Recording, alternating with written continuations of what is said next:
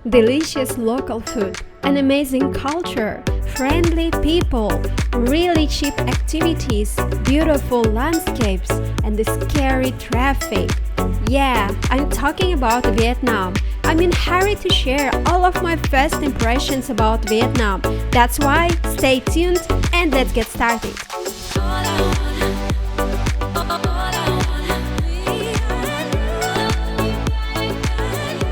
3 days have passed since our first arrival in Hanoi, and I'm still in awe at how different the vibe is compared to the rest of Southeast Asia. According to my YouTube viewers, Vietnam was the nation with the greatest enthusiasm, and I can see why now.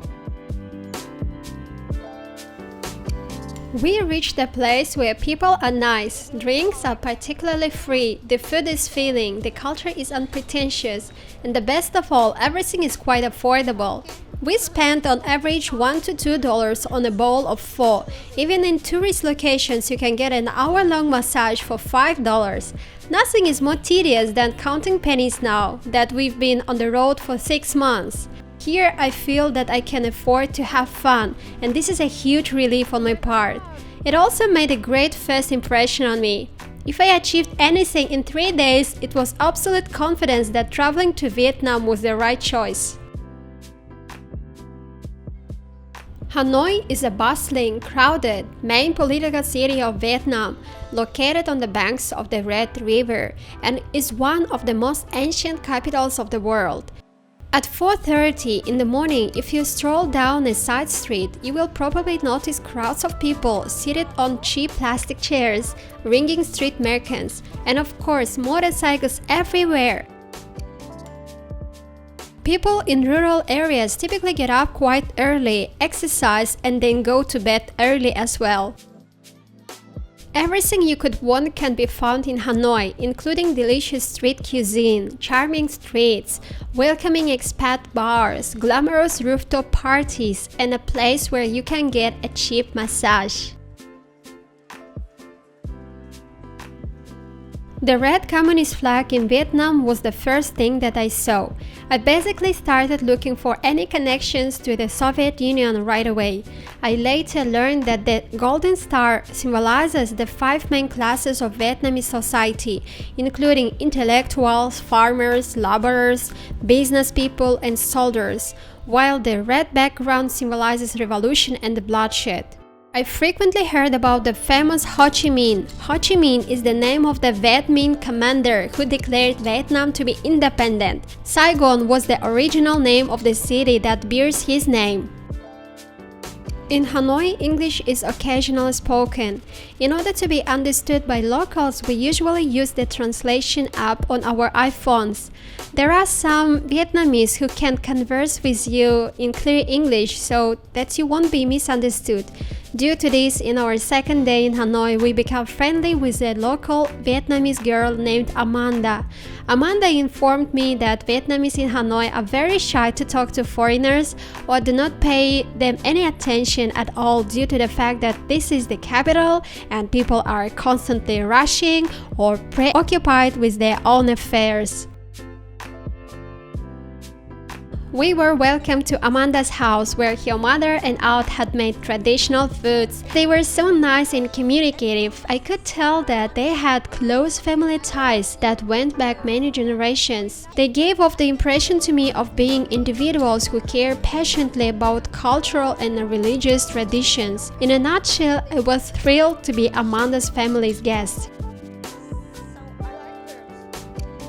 The amount of traffic in Hanoi astounded me. People warned me about it, but it's true, the traffic is incredibly chaotic, with honking all day long and vehicles, motorcycles, and pedestrians sliding through, crossing in some complex dance in which they managed to avoid being seriously injured. Oh sure, it was very necessary to cross the street gently and purposefully. We were very alert, looking for a brief gap in the flow of traffic, and then we went ahead. In the middle of the road, locals cross it with ease, rather than pausing to look around, while the motorcycles are dipping past. Typically, we ran bike in Southeast Asia, but riding a bike in Hanoi proved quite risky. Because of that, we only traveled on local buses where it is still mandatory to wear face mask in accordance with the restrictions on COVID. When we first got on the bus, we were unaware of the restrictions. Fortunately, several of the Vietnamese passengers were kind enough to provide us brand new masks. Another type of local transport is the motorcycle taxis, who do not wear vests like they do in Bangkok, but they are required to give you a helmet. Additionally, they wait for their next clients while propped up along the sidewalk. It's a wonderful sight, the drivers stretched out lazily and casually watching people go by. We attempted to use motor taxis numerous times, but they were scamming us by charging 5 times as much. We were also informed that there are small-time thefts. We always kept our belongings with us because of this. Outside of the market districts, there are many more urban roosters with feeding dishes and colors.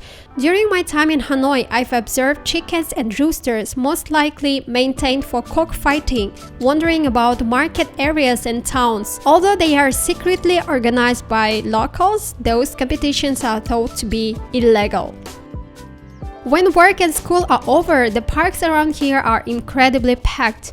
People are spread out on a little piece of grass from late afternoon until 10 o'clock at night, eating snacks, sipping tea, and chatting with friends in general. Everyone is happy to relax in the green places and enjoy the cooler air, including families with young children and groups of students. While there are several parks in Bangkok, they tend to be calm after 6-7 p.m., as opposed to here, where activity picks up at that time.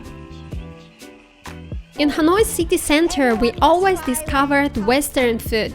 Outside of them, the food is almost entirely Vietnamese. We thought that Vietnamese kitchen was fantastic. Street food is excellent and diverse, usually inexpensive. Denise and I are constantly on the lookout for sellers who appear busy. Most of the locals use pork in their cooking, while some of them choose to consume dog meat, which is regarded as traditional meat. However, there are numerous possibilities with chicken and beef. Particularly popular are pho bo beef soup and small chicken barbecues. I especially enjoyed pho bo since it includes noodles and vegetables. Additionally, they frequently drink green tea with ice, which is widely available. It is really inexpensive, less than $1, and a welcome cooler on hot days.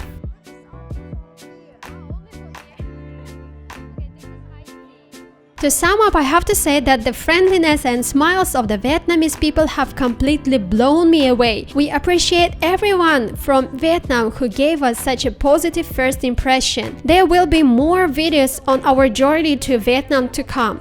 But first, you must subscribe to my channel, give it a thumb up, and leave a comment about your initial thoughts if you were there. Guys, if you enjoyed my video, you can support me on Patreon, through PayPal, or purchasing me a coffee. Thanks for watching till the end. Hope to see you next time. Goodbye!